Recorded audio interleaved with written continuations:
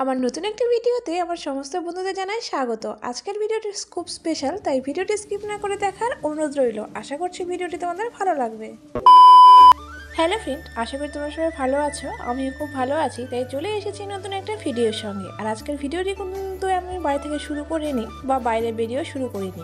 কোথা থেকে শুরু করলাম গেস্ট করো তো, তোমরা কি দেখে বুঝতে পারছো? হ্যাঁ, এই যে দেখো, আমি কিন্তু ট্রেনে, আর ট্রেন থেকে আমি আজকের ভিডিওটি শুরু করলাম। বাড়ি থেকে আমার একদমই ভিডিও শুরু করা হয়নি, আর ভিডিও শুরু করার মতো সেরকম মন মাইন্ডও ছিল না, যার জন্য ভিডিও আমি আগে থেকে শুরু করিনি। তো আমি এখন ট্রেনের মধ্যে, আর আমার জার্নি শুরু হয়ে গিয়েছে। যেহেতু অনেক ব্যাগপত্র ছিল, সমস্ত ব্যাগপত্র গুছিয়ে নিয়ে উঠে আমার জার্নি কিন্তু শুরু হয়ে গেছে একদিন আগে। হ্যাঁ, আমি দুদিনের জার্নি অলরেডি স্টার্ট করে দিয়েছি, তার মধ্যে আমার একদিন এক রাত প্রায় হয়ে গেল। তারপর আমি তোমাদের সঙ্গে ভিডিওটা শেয়ার করছি আমি কোথায় যাচ্ছি। এটাই তো ভিডিওটা স্কিপ না করে দেখার অনুরোধ রইল, তাহলে তোমরা বুঝতে পারবে যে আমি কোথায় যাচ্ছি। আমার লাইফের এটাই আমার প্রথম এত দূরের জার্নি, 2 দিন 2 রাতের জার্নি। আর সেই জার্নি কিন্তু আমি স্টার্ট করে দিয়েছি। এত দূরের জার্নি এর আগে কিন্তু কখনো আমি করিনি, আর এটাই ফার্স্ট আমার ওয়েস্ট বেঙ্গলের বাইরে আসা। আর জার্নি স্টার্ট করার পর একদিন এক রাত অপেক্ষা করার পর আমি কিন্তু এসে পৌঁছে গিয়েছি দিল্লি জংশনে। আর কার সঙ্গে যাচ্ছি? না, আমি কিন্তু একা একদমই যাচ্ছি না, সঙ্গে কিন্তু তোমাদের দাদাভাইও নেই। কারণ তোমার দাদাভাই যদি থাকতো তাহলে অবশ্যই তোমরা ভিডিওতে কিন্তু দেখতে পেতে।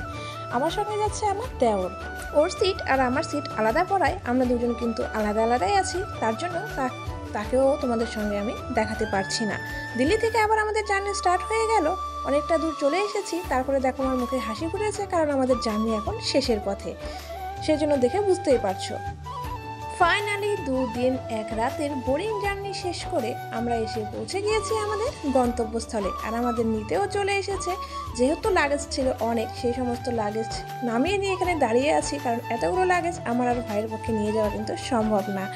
এদিকে আমাদেরকে কিন্তু নিতেও চলে এসেছে। কে নিতে এসেছে চলো সেটাই এখন আমি তোমাদের সঙ্গে শেয়ার করি। তোমাদের দাদাভাই বেশ কিছুদিন আগে ছুটি কাটিয়ে এখানে চলে এসেছে। বেশ কিছুদিন আগে বলতে 15 দিন আগে। তারপর এখানে আসার পর ও কোয়ার্টার পাই, এবং আমাদের কোয়ার্টারে আসার সেরকম কোনো প্ল্যান ছিল না। তারপরে ও ফোন করে সেটা জানায়, এবং তারপরে ভাই যেহেতু বাড়িতে ছিল, তার জন্য ভাইয়ের সঙ্গে আমি চলে আসলাম কোয়ার্টারে থাকার উদ্দেশ্যে।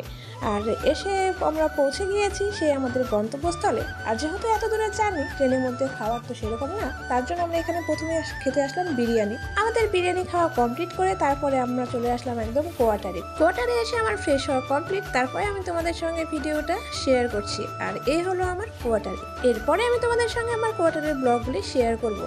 আর দেখো, আমি আসার আগে সমস্ত কিছু রেডি করে রেখেছিল, আমি এসে শুধু বেডশিটটা পেরেছি। আর যেহেতু কোয়ার্টারে এসেছি তো অনেক জিনিসপত্র লাগেজ হয়েছে, সেগুলো কিন্তু এখনও গোছানো হয়নি, সেগুলো এখনও কিন্তু সাইডেই রাখা আছে। তো চলো, আজকে অনেকটা টায়ার্ড, তার জন্য আজকে এতটাই তোমাদের সঙ্গে শেয়ার করলাম। তো আজকের এই ভিডিওটি তোমাদের কেমন লাগলো সেটা কিন্তু অবশ্যই কমেন্ট করে জানাবে। আর কেউ যদি তোমরা আমার চ্যানেলে নতুন থেকে থাকো তাহলে অবশ্যই চ্যানেলটা সাবস্ক্রাইব করে পাশে থাকবে।